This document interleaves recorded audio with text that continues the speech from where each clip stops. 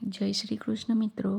તો આજે આપણે સફલા એકાદશી હોવાથી શ્રીમદ ભગવદ્ ગીતાના અધ્યાય 11 વિશ્વરૂપ દર્શન યોગ નામનો 11મો અધ્યાય વાંચીશું. અધ્યાય 11મો વિશ્વરૂપ દર્શન યોગ. અર્જુન બોલ્યા, મારા પર કૃપા કરી આપે મને પરમ આધ્યાત્મિક રહસ્ય કહ્યું. આપના એક કથનથી મારો મોહ નાશ પામ્યો છે. હે કમળની પાંખડી જેવા સુંદર નયનવાળા શ્રી કૃષ્ણ, જીવોની ઉત્પત્તિ અને નાશ અંગેની વ્યવસ્થા મેં વિસ્તારપૂર્વક આપની પાસેથી જાણી અને આપનું અવિનાશી સ્વરૂપ પણ જાણ્યું. હે પરમેશ્વર, આપે પોતાને વિશે જે કહ્યું છે ખરેખર આપ તેવા જ છો. હે પુરુષોત્તમ, આપનું એ ઐશ્વર્યમય સ્વરૂપ જો હું જોવા ઈચ્છું છું. હે યોગેશ્વર પ્રભુ, આપનું તે સ્વરૂપ મારાથી જોઈ શકાય એમ લાગતું હોય તો આપના તે અવિનાશી સ્વરૂપનું મને દર્શન કરાવો. શ્રી ભગવાન કહે છે, હે પાર્થ, મારા અનેક પ્રકારના અનેક વર્ણ અને આકૃતિવાળા સેંકડો અને હજારો દિવ્ય રૂપો તું જો. હે ભારત, આદિત્યો, વસ્તુઓ, રુદ્રો, અશ્વિની કુમારો તથા મરુતોને તું જો, તથા પૂર્વે નહીં જોયા હોય એવા ઘણા આશ્ચર્યોને પણ તું જો. હે ઘોડાકેશ, આજે મારા આ શરીરમાં એકત્ર રહેલું સમગ્ર સચરાચર જગત અને તું બીજું જે જોવા ઈચ્છે તે જો, પરંતુ તું મારા આ સ્થૂળ ચક્ષુથી મને જોઈ શકશે નહીં, એટલે હું દિવ્ય ચક્ષુ આપું છું. તે વડે તું મારો ઈશ્વર્ય યોગ જો. સંજય કહે છે, હે રાજા ધૃતરાષ્ટ્ર, એટલું કહ્યા પછી મહાયોગેશ્વર શ્રી કૃષ્ણએ અર્જુનને ઉત્તમ એવા ભગવદ સ્વરૂપ દર્શન કરાવ્યું.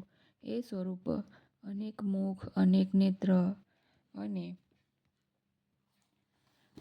અનેક અદ્ભુત દ્રશ્યોવાળું, અનેક દિવ્ય આભૂષણોવાળું, ઉગામેલા અનેક આયુધોવાળું, દિવ્ય માળા તથા વસ્ત્ર ધારણ કર્યા છે એવું, દિવ્ય ગંધના લેપવાળું, સર્વ રીતે આશ્ચર્ય ઉપજાવે એવું, તેજસ્વી, અનંત અને ચારે તરફ મુખોવાળું હતું. એ વિશ્વરૂપ પરમાત્માનું તેજ આકાશમાં એકેય વખતે હજારો સૂર્ય પ્રકાશી ઉઠે એવું અતિ તેજસ્વી હતું. એ દર્શનમાં અર્જુને ભગવાન શ્રી કૃષ્ણના શરીરમાં અનેક વિભાગમાં વહેંચાયેલા સમગ્ર વિશ્વને એક સાથે સમાયેલું જોયું. વિશ્વરૂપ પરમાત્માના દર્શનથી વિસ્મય પામેલો અને રોમાંચિત થયેલો અર્જુન મસ્તક નમાવીને બે હાથ જોડી કહેવા લાગ્યો, હે દેવ, આપના દેહમાં સર્વ દેવોને, ભૂતોના અનેક મહાસમૂહોને, કમળના આસન પર વિરાજેલા સૃષ્ટિને સર્જનાર બ્રહ્માજીને, સર્વ ઋષિઓને, ભગવાન શંકરને અને દિવ્ય સર્પોને હું જોઉં છું. હે વિશ્વના પ્રભુ, હું આપને અનેક હાથ, અનેક પેટ, અનેક મુખ, અનેક નેત્ર તથા અનંત સ્વરૂપવાળા જોઉં છું. હે વિશ્વરૂપ, આપના અંતને, મધ્યને કે આદિને હું જોતો નથી. હું આપને મુકુટ, ગદા અને ચક્ર ધારણ કરનારા સંપૂર્ણ કાંતિમાન જોવા અસહ્ય થઈ પડે એવો પ્રજ્વલિત અગ્નિ તથા સૂર્ય સમાન તેજસ્વી અને અમાપ એવા જોઉં છું. આપ પરબ્રહ્મ, આ વિશ્વના અંતિમ આશ્રયસ્થાન, પરમજ્ઞેય, અવિનાશી, શાશ્વત ધર્મના રક્ષક એવા સનાતન પુરુષ છો એમ હું માનું છું. આપને પ્રારંભ, મધ્ય અને અંત વિનાના અગાધ શક્તિવાળા, અનંત હાથવાળા, ચંદ્ર સૂર્યરૂપી નેત્રવાળા, પ્રદીપ્ત અગ્નિ જેવા મુખવાળા અને પોતાની તેજ જ્વાળાઓથી આ વિશ્વને તપાવી રહેલા હું જોઉં છું. કારણ કે આકાશ અને પૃથ્વી વચ્ચેનું આ અંતર તથા સર્વ દિશાઓ આપ એકલાથી વ્યાપ્ત છે. હે મહાત્મન, આપનું આ અદ્ભુત અને ઉગ્ર સ્વરૂપ જોઈ ત્રણેય લોક ભયભીત બન્યા છે. આ દેવ સમૂહો આપમાં પ્રવેશ કરે છે. કેટલાક તો ભય પામેલા હાથ જોડી આપની સ્તુતિ કરે છે. મહર્ષિઓ તથા સિદ્ધિઓના સમૂહો સ્વસ્તિક કલ્યાણ થાઓ એમ બોલી અનેક સ્તોત્ર વડે આપની સ્તુતિ કરે છે. વળી રુદ્રો, આદિત્યો, વસુઓ, સાધ્યો, વિશ્વદેવો, અશ્વિની કુમારો, મરુતો, પિતૃઓ તથા ગંધર્વો, યક્ષો, અસુરો અને સિદ્ધ સમૂહ એ સર્વે વિસ્મૃત થઈ આપને જુએ છે. હે મહાબાહો, આપનું ઘણા મોં અને આંખોવાળો, બહુ હાથ સાથળવાળો તથા પગવાળો, ઘણા પેટવાળો તેમજ બહુ દાઢોથી વિકરાળ ભાસતું આ મહારૂપ જોઈને હું તથા બધા લોકો વ્યાકુળ બની ગયા છે. હે વિષ્ણુ, તેજસ્વી અનેક વર્ણવાળા, ખુલ્લા મોંવાળા, ચળકતા વિશાળ નેત્રોવાળા આપને આકાશને સ્પર્શતા જોઈને હું ખરેખર ખૂબ વ્યાકુળ થયો છું અને ધીરજ કે શાંતિ ધારણ કરી શકતો નથી. હે દેવેશ્વર, ભયંકર દાઢોવાળા પ્રલયકાળના અગ્નિ જેવા લાગતા આપના મોં જોઈ હું દિશાઓનું ભાન ભૂલી ગયો છું. મને અકળામણ થાય છે. માટે હે જગન્નિવાસ, આપ પ્રસન્ન થાઓ. આ ધૃતરાષ્ટ્રના સર્વ પુત્રો, એમના સાથી રાજાઓ સહિત તેમજ ભીષ્મ, દ્રોણ અને કર્ણ તથા આપણા પક્ષના મુખ્ય યોદ્ધાઓ સહિત દાઢો વડે વિકરાળ લાગતા આપના ભયાનક મુખમાં ઉતાવળા પ્રવેશ કરતા માલુમ પડે છે અને તેમાંના કેટલાક છંડો થઈ ગયેલા મસ્તકો સાથે દાંતના વચલા ભાગમાં ચોંટેલા દેખાય છે. નદીઓના અનેક જળપ્રવાહો જેમ વેગભેર સમુદ્ર તરફ દોડે છે તેમ મનુષ્યલોકના આ વીરો આપના સળગતા મુખોમાં પ્રવેશ કરે છે. જેમ પતંગિયા નાશને માટે પ્રજ્વલિત અગ્નિમાં વેગપૂર્વક પ્રવેશે છે તેવી જ રીતે લોકો પણ નાશને માટે વેગપૂર્વક આપના મુખોમાં પ્રવેશે છે. આપના પ્રજ્વલિત મુખો વડે આ સર્વ લોકોને ચારેય તરફથી કોળિયો કરતા આપ ચાટી રહ્યા છો. હે વિષ્ણુ,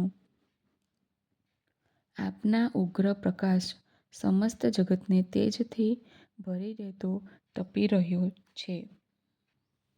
આવા ઉગ્ર સ્વરૂપવાળા આપ કોણ છો તે મને કહો. હે દેવશ્રેષ્ઠ, આપને નમસ્કાર કરું છું. આપ પ્રસન્ન થાઓ. આપ આદિપુરુષને હું જાણવા સમજવા ઈચ્છું છું, કેમ કે આપની પ્રવૃત્તિને હું સમજી શકતો નથી. શ્રી ભગવાન કહે છે, લોકોનો નાશ કરનારો, અત્યંત વૃદ્ધિ પામેલો એવો હું કાળ છું અને લોકોનો સંહાર કરવા અહીં કટિબદ્ધ થયો છું. તેથી બંને સૈન્યમાં જે યોદ્ધાઓ ઊભા છે તેઓ તું લડશે નહીં તો પણ નાશ પામશે. માટે હે અર્જુન, તું ઊઠ, દુશ્મનોને જીતીને કીર્તિ મેળવ અને સમૃદ્ધિવાળું રાજ્ય ભોગવ. મેં જ એ લોકોને પ્રથમથી જ મારેલા છે. તું માત્ર નિમિત્તરૂપ બન. દ્રોણ, ભીષ્મ, જયદ્રથ અને કર્ણને તેમજ બીજા વીર યોદ્ધાઓને મેં હણેલા જ છે. એટલે તું દુઃખી ન થા. તું તેમને માર. તું યુદ્ધ કરવા માંડ. યુદ્ધમાં શત્રુઓ ઉપર જીત થશે. સંજય કહે છે, હે કેશવના આ વચનો સાંભળીને કંપી ઉઠેલા અર્જુને બે હાથ જોડી નમસ્કાર કર્યા અને ડરતા ડરતા પ્રણામ કરીને ગડગડા સાદે કહેવા લાગ્યો, અર્જુન કહે છે, હે નિયંતા, આપના પ્રભાવ કીર્તનથી જગતના જીવોને હર્ષ થાય છે અને આપના ઉપર પ્રેમ ભાવ થાય છે.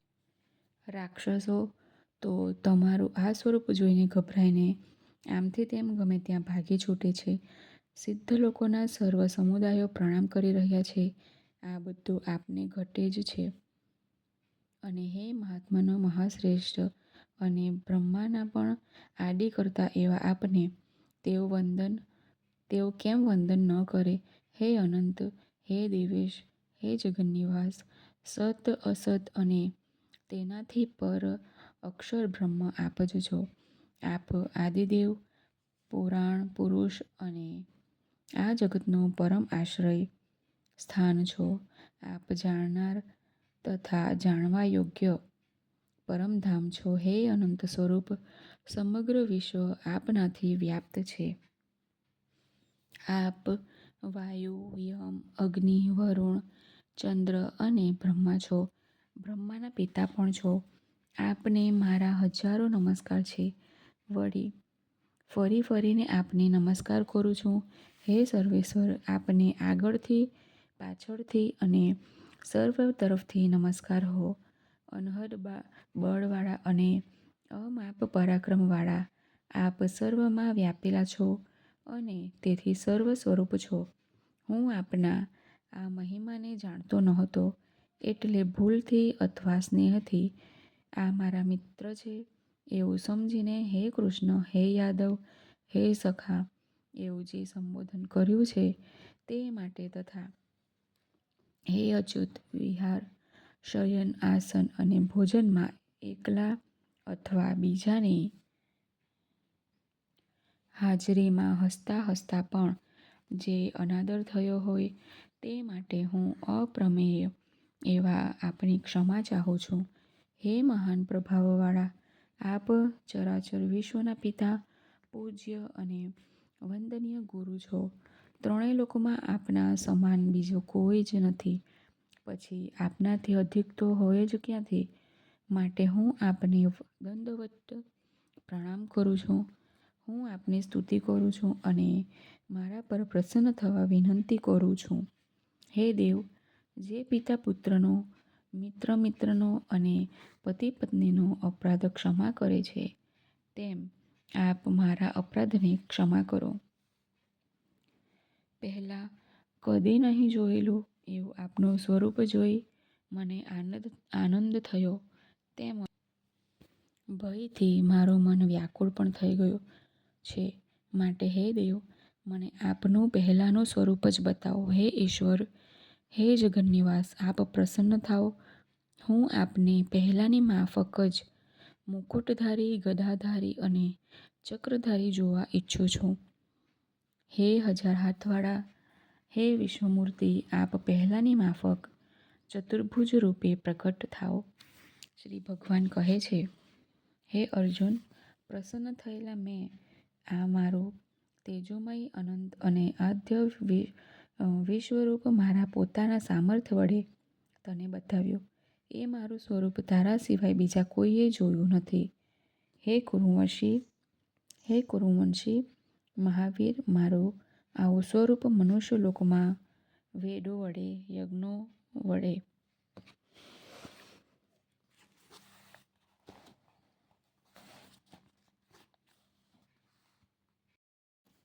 યજ્ઞો કરીને, અધ્યયન વડે, દાન દઈને, પવિત્ર વ્રતોથી કે ઉગ્ર તપ વડે તારા સિવાય બીજા કોઈને જોવા મળ્યું નથી. મારું આવું ભયાનક રૂપ જોઈને તું દુઃખી ન થા, ગભરાઈ ન જા. તું નિર્ભય અને આનંદી બનીને હવે મારું તેજ આ પ્રથમ સ્વરૂપ સારી રીતે જો. સંજય બોલ્યા. એમ કહીને મહાત્મા વાસુદેવે પોતાનું મનુષ્ય શરીર ફરીથી બતાવ્યું અને ફરી શાંત દેખાવના બની ભયભીત થયેલા અર્જુનને આશ્વાસન આપ્યું. અર્જુન કહે છે, હે જનાર્દન, આપનું આ શાંત મનુષ્ય રૂપ જોઈને હવે હું શુદ્ધિમાં આવ્યો છું અને સ્વસ્થ બન્યો છું. શ્રી ભગવાન કહે છે, મારું આ જે સ્વરૂપ તે જોયું તે જોવા મળવું ઘણું દુર્લભ છે. દેવો પણ એ દિવ્ય સ્વરૂપ જોવાની હંમેશા ઈચ્છા રાખે છે. જે સ્વરૂપે તે મને જોયો એ સ્વરૂપે હું વેદોના જ્ઞાનીઓને, મહાન તપસ્વીઓને, પુષ્કળ દાન કરનારાઓને કે મોટા મોટા યજ્ઞો કરનારાને પણ જોવા મળ્યો એમ નથી. હે અર્જુન, પરમ તપ કેવળ અનન્ય ભક્તિ વડે એ સ્વરૂપે તત્વથી જોવા, જાણવા અને પ્રવેશવા ભક્ત જ શક્તિમાન બને છે. હે પાંડવ, મારો જે ભક્ત મને પામવા માટે કર્તવ્યશીલ છે, મારામાં જ રાચે છે, આ શક્તિ વિનાનો છે અને સર્વ પ્રાણીઓ પ્રત્યે વેર રહિત છે, તે જ મને પામે છે. શ્રીમદ્ ભગવદ્ ગીતા ઉપનિષદમાં બ્રહ્મ વિદ્યામાંના યોગ શાસ્ત્રમાં શ્રી કૃષ્ણ અર્જુન સંવાદ રૂપે વિશ્વરૂપ દર્શન યોગ ચર્ચતો 11મો અધ્યાય સમાપ્ત. બોલો શ્રી કૃષ્ણ કનૈયા લાલ કી જય. હવે આપણે 11મા અધ્યાયનો સાર વાંચીશું. તો શ્રી કૃષ્ણ ભગવાને અર્જુનને પરમ આધ્યાત્મિક રહસ્ય કહ્યું. એથી અર્જુનનો મોહ નાશ પામ્યો. અર્જુન કહે છે, હું આપનું ઐશ્વર્યમય સ્વરૂપ જોવા ઈચ્છું છું. સ્થૂલ ચક્ષુથી તું મને જોઈ શકે એમ નથી, એટલે હું તને દિવ્ય ચક્ષુ આપું છું. તે વડે તું મને જો. આકાશમાં હજારો સૂર્યનું તેજ એકત્ર થાય એટલું તેજ વિશ્વરૂપ પરમાત્માનું છે. વિશ્વરૂપ દેહમાં દેવો, ભૂતો, બ્રહ્માજી, ઋષિઓ, શંકર ભગવાન વગેરેના દર્શન થાય છે.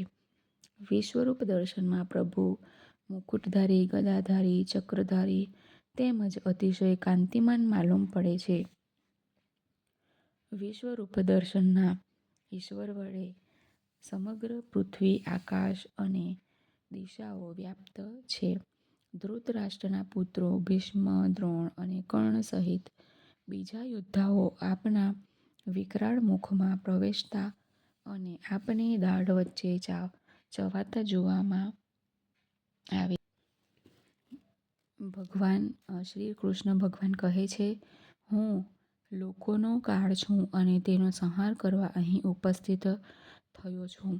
ભગવાન કહે છે, હે અર્જુન, એ સર્વને મેં પહેલેથી હણેલા છે, માટે તું ઊઠ, શત્રુઓ પર વિજય મેળવી સમૃદ્ધિવાળું રાજ્ય ભોગવ. મેં આપના મહિમાને જોયો, જાણ્યો નહીં અને મિત્ર માની હે કૃષ્ણ, હે યાદવ, હે સખા એમ કહી પ્રત્યક્ષ કે પરોક્ષ આપનો અનાદર કર્યો છે. તે અપરાધ માટે હું આપની ક્ષમા ચાહું છું. ત્રણેય લોકમાં આપના સમાન બીજો કોઈ છે નહીં, તો આપથી અધિક તો કોણ જ હોય. તેમજ પિતા પુત્રનો, મિત્ર મિત્રનો અને પતિ પત્નીનો અપરાધ ક્ષમા કરે છે, તેમ આપ મારા અપરાધ ક્ષમા કરો.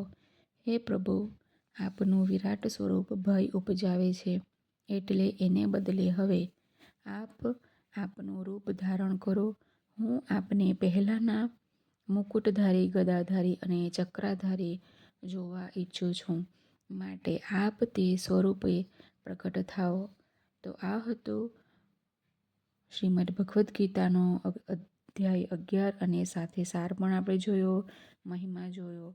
તો મિત્રો, તમને કેવો લાગ્યો મારો વિડીયો એ જરૂરથી કોમેન્ટમાં કહેજો અને મારા વિડીયોને લાઈક કરવાનું અને ચેનલને સબસ્ક્રાઈબ કરવાનું ભૂલતા નહીં. જય શ્રી કૃષ્ણ મિત્રો. 11મા અધ્યાયનું ફળ મહાત્મ્ય. શ્રી મહાદેવજી પાર્વતીજીને કહે છે, હે દેવી, હવે તમે 11મા અધ્યાયનું મહાત્મ્ય સાંભળો. એક પુરાણ નગરમાં શિવશંકર નામનો એક બ્રાહ્મણ રહેતો હતો. તે ખેતી કરી જીવન ગુજાર કરતો હતો. તે બ્રાહ્મણ એક દિવસ પોતાના ખેતરમાં કામ કરી રહ્યો હતો, ત્યારે ત્યાં એક વટેમાર્ગુને વાઘે મારી નાખ્યો. એવામાં એ જ રસ્તે એક મહાત્મા જઈ રહ્યા હતા. તેમણે પેલા વટે માર્ગોને મરણ પામેલો જોઈ પેલા બ્રાહ્મણને કહ્યું, તે આ માણસને કેમ ન બચાવ્યો? તું નિર્દોષ રાક્ષસ જેવો છે. હું તને શાપ આપું છું, તેથી તું રાક્ષસ થશે. વળી વધારામાં કહ્યું, એમ છતાં જો કોઈ ગીતાજીના 11મા અધ્યાયનો પાઠ કરી પાણી મંત્રી તારા પર છાંટશે તો રાક્ષસ યોનિમાંથી ઉદ્ધાર થશે. શાપને કારણે રાક્ષસ બનેલો પેલો બ્રાહ્મણ ત્યાં જ રહેવા લાગ્યો અને જે કોઈ આવે તેને પકડી ખાઈ જવા લાગ્યો. એના ત્રાસથી ત્રાસી ગયેલા પાસેના ગામના લોકોએ તેને કહ્યું, એક ધર્મશાળામાં આવી રહો. અહીં જે કોઈ આવે તેને મારી ખાજો, પણ ગામના લોકોને મારશો નહીં. રાક્ષસને આ વાત પસંદ પડી. તે તો પેલી ધર્મશાળામાં રહેવા લાગ્યો. જે કોઈ વટેમાર્ગુ ધર્મશાળામાં રાતવાસો કરવા આવે તેને મારીને ખાઈ જવા લાગ્યો. એક દિવસ એ ધર્મશાળામાં એક બ્રાહ્મણ આવ્યો. તે બ્રાહ્મણને પેલા રાક્ષસે માર્યો નહીં. તેને જીવતો જોઈને ગામના લોકોએ આશ્ચર્ય થયું. ધર્મશાળાના ચોકીદારે કાલાવાલા કરી પેલા બ્રાહ્મણને ત્યાં રહી જવા આગ્રહ કર્યો. બ્રાહ્મણ ત્યાં રહી પડ્યો. બીજા દિવસે પણ પેલો રાક્ષસ એ બ્રાહ્મણને ત્યાં અડ્યો નહીં. તે જીવતો રહ્યો. ત્રીજી રાતે ચોકીદારના છોકરાનો એક મિત્ર તે ધર્મશાળામાં ઉતર્યો. તેને બચાવવા ચોકીદારનો છોકરો ગયો. રાક્ષસે તે બંનેને મારી નાખ્યા. બીજે દિવસે સવારે ચોકીદારે પોતાના પુત્રને મરેલો જોઈ તે પોતાના દીકરાને બચાવવા હાથ જોડી રાક્ષસને કાલાવાલા કરવા લાગ્યો. રાક્ષસે ચોકીદારને કહ્યું, 3 દિવસથી જે બ્રાહ્મણ આ ધર્મશાળામાં રહ્યો છે તેને ગીતાજીના 11મા અધ્યાયનો પાઠ કરી પાણી મંત્રીને મારા પર છાંટવા કહો. એમ થતાં બધા જ મરેલા જીવતા થશે. ચોકીદારે એ પ્રમાણે કરવા પેલા બ્રાહ્મણને વિનંતી કરી. બ્રાહ્મણે ચોકીદારના કહેવા પ્રમાણે કર્યું. એટલે રાક્ષસ તેને રાક્ષસ યોનિમાંથી મુક્ત થયો અને જેઓને એ ખાઈ ગયો હતો એ બધા વિમાનમાં બેસીને વૈકુંઠ લોક પ્રતિ જવા લાગ્યા. ચોકીદાર પોતાના પુત્રને વૈકુંઠ તરફ જતો અટકાવવા લાગ્યો. ત્યાં પુત્રએ કહ્યું, બાપુ, સંસારમાં પુત્રનો સંબંધ અવિચળ નથી. એ તો નાશવંત છે. ક્યારેક હું તમારો પિતા હતો, ક્યારેક તમે મારા પિતા બન્યા છો. તમે આ બ્રાહ્મણ પાસે ગીતાજીનો 11મો અધ્યાય સાંભળજો, તેથી તમારો ઉદ્ધાર થશે. પાછળથી ચોકીદારી પણ ગીતાજીના 11મા અધ્યાયનો પાઠ સાંભળી વૈકુંઠ લોકને પામ્યા. તો આ હતું શ્રીમદ ભગવદ્ ગીતાના 11મા અધ્યાય વિશ્વરૂપ દર્શન યોગ નામના અધ્યાયનો મહાત્મ્ય. જય શ્રી કૃષ્ણ મિત્રો.